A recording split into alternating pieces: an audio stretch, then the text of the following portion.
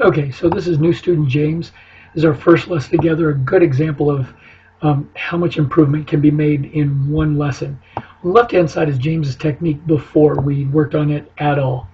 In the middle is professional golfer Ernie Els, one of the best high-speed videos, the best examples of how to close the club face correctly available.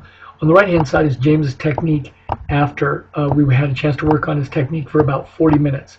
In the lower right-hand corner, there should be an icon, something like this, maybe a little bit different, that allows you to click on that, enlarge the screen so you can see detail a lot better. So we're going to actually take this through to about, let's take James past impact. We're going to get him to where this club shaft is just past parallel to the ground. And we're going to get the accomplished golfer, Ernie Els, professional golfer, to the same spot.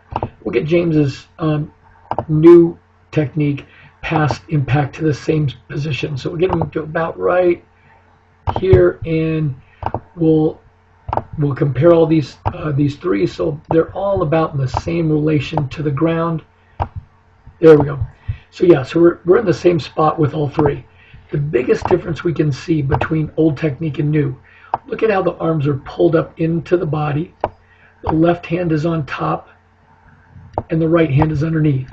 We really want the left hand underneath and the right hand on top.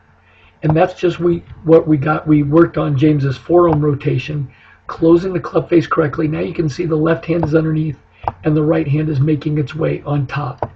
So the biggest difference is the extension away from the body in the new technique. Now James looks like an accomplished and professional golfer, and a huge difference between his old technique where his arms were pulled up into his body. So let's take him through. The old technique really was just picking up the club head and just throwing it right down on top of the ball. So before, he would just pick the club head up, big backswing, and then just throw the club head at the ball. So you can see as he comes through, this club shaft leans back pretty quickly. The back of the left hand points up to the sky. We really want the forearms rotating open and then rotating closed on the way through.